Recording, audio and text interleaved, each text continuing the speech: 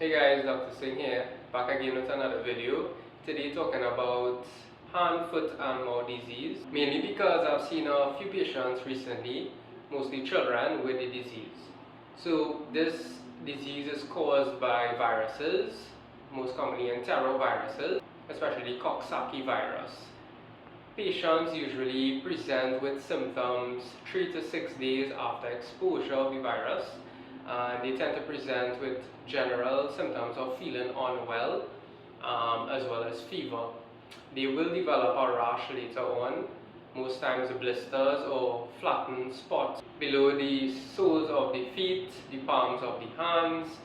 They could get it in the groin region as well as the buttocks, around the lips and in the mouth.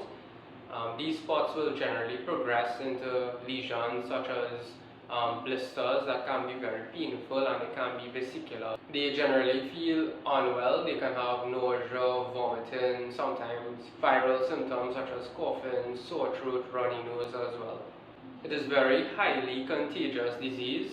Particles are passed on through nasopharyngeal secretion, so like sneezing and coughing, as well as direct contact with contaminated objects, as well as from the feces. So the fecal-oral route as well can transmit the virus.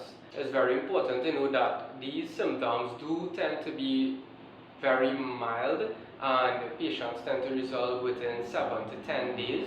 However, the virus does stay in the body for about weeks later and you can be infective and contagious even then. So the diagnosis is usually clinical based on the patient's symptoms and signs, but if it is very unclear, you have the option of also doing a throat swab or taking a stool specimen whereby you can identify the virus by culturing it. It is very important to detect the virus very early on because it is so highly contagious. You want to prevent the spread of the virus. Preventative measures usually involve not being in contact directly with infected persons, so children should be kept at home, away from school, away from offices, any daycare or any of the sort. Remember, the incubation period is 3 to 6 days from infection before a person shows symptoms. So they should usually resolve within 7 to 10 days, so the person should be at home within 7 to 10 days, at least minimum. And also cleaning, sanitation is very important, so hand hygiene, hand washing is very important, disinfecting surfaces as well as cleaning utensils, cleaning the toilets after use and so on. Treatment usually involves more symptomatic relief. So basically using things to help with the fever, your paracetamol, your ibuprofen for any body pains. There's no real medication to use. Remember, it's a virus and it is self-limiting. It tends to resolve on its own once your immune system is good and you're hydrating and keeping yourself healthy. Sometimes the blisters or skin lesions on children tend to be a bit more painful. So there are some things you can do at home just to reduce the pain a little bit. So applying like ice, using like ice cream which is cold and something that they would like to taste, so they might have pain in their mouth, they wouldn't want to tolerate orally, and that will lead to them becoming dehydrated. So using the ice cream just to cool it down, also using like cool drinks, cool water and so on. Try to avoid any sweetened drinks like soft drinks as well as spicy food, anything that will cause any burning or aggravation of the blisters. In a small minority of patients, they can progress to more severe issues.